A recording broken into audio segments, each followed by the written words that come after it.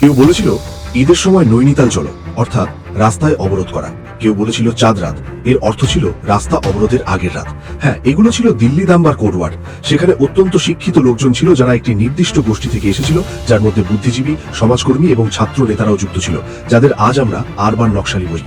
এই urban নকশালীদের network ধর্মীয় কট্টরপন্থীদের সঙ্গে মিলে দেশের রাজধানীকে অস্থিতিশীল করার সম্পূর্ণ রোডম্যাপ তৈরি করেছিল।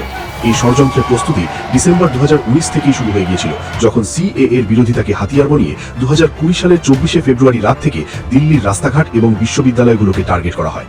এই পুরো মডেলের কেন্দ্র ছিল দক্ষিণ পূর্ব দিল্লির জামিয়া মিলিয়া ইসলামিয়া এবং তার সংলগ্ন এলাকা।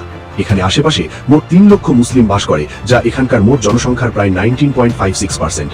বলা হয় এই মানুষদের জন্যই সিএএ আনা হয়েছিল, যারা বাংলাদেশ এবং পাকিস্তান থেকে এসে দিল্লিতে অবৈধভাবে বসবাস করছিল। কিন্তু জামিয়ায় পড়াশোনা করা তথাকথিত জেনজি ছাত্রদের টার্গেট করা হয়। দিল্লি পুলিশের চার্জশিট এবং তদন্ত অনুযায়ী এই ছাত্রদের বোঝানো হয়েছিল যে সিএএ তাদের ভবিষ্যৎ, পরিচয় এবং নাগরিকত্বের জন্য সরাসরি হুমকি, যদিও আইনের মূল ধারাগুলিতে এমন কিছু লেখা ছিল না। জেসিসির মাধ্যমে ক্যাম্পাস এবং আশেপাশের এলাকায় মিটিং করা হয়, যেখানে সিএএ কে এনআরসির সঙ্গে যুক্ত করে এই দাবি করা হয়েছিল কাগজ দেখাতে না পারলে নাগরিকত্ব চলে যাবে। এই সময় জামিয়া এবং জেএনইউর সঙ্গে যুক্ত অ্যাক্টিভিস্ট মুখগুলো আবেগপূর্ণ ভাষণের মাধ্যমে ছাত্রদের মানসিকভাবে প্রস্তুত করে। এর মধ্যে উমার খালিদ, শরজিল ইমামের মতো নাম সামনে আসে। পাশাপাশি শিফা উর রহমান, মিরান হায়দার, মোহাম্মদ সালিম খান এবং গুলফিশা ফাতেমাও অন্তর্ভুক্ত ছিল, যদিও গুলফিশা ফাতেমার মুক্তি গত 8 জানুয়ারি 2026 হয়ে গেছে। দিল্লি পুলিশের 17,500 পাতা চার্জশিটে পিজরাতোর, ওয়ারিয়ার্স এবং কট্টর হিন্দুত্ব একতা নামের হোয়াটসঅ্যাপ গ্রুপগুলোর সঙ্গে যুক্ত নেটওয়ার্কের ভূমিকা উল্লেখ করা হয়েছে। এই গ্রুপগুলো সংবিধান বাঁচাও, গণতন্ত্র বিপদের মতো স্লোগানের মাধ্যমে আবেগপূর্ণ পরিবেশ তৈরি করেছিল, যাতে তরুণ মুখগুলোকে আন্দোলনের সামনের সারিতে রাখা যায়। ডিজিটাল প্ল্যাটফর্মে টেলিগ্রাম এবং হোয়াটসঅ্যাপ গ্রুপ তৈরি করা হয়েছিল, যেখানে কোড ওয়ার্ড ব্যবহার করা হতো defence, medical, supply, road block.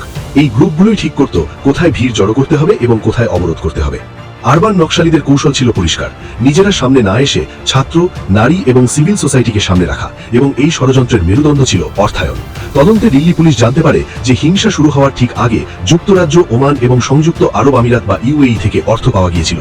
Special সেলের দল জামিয়া সমন্বয় কমিটির সদস্য মিরান হায়দারকে 1 এপ্রিল 2020-তে একটা রেজিস্টার সহ গ্রেপ্তার করে, যেখানে পিএফআই এর মতো সংগঠনের নাম অন্তর্ভুক্ত ছিল।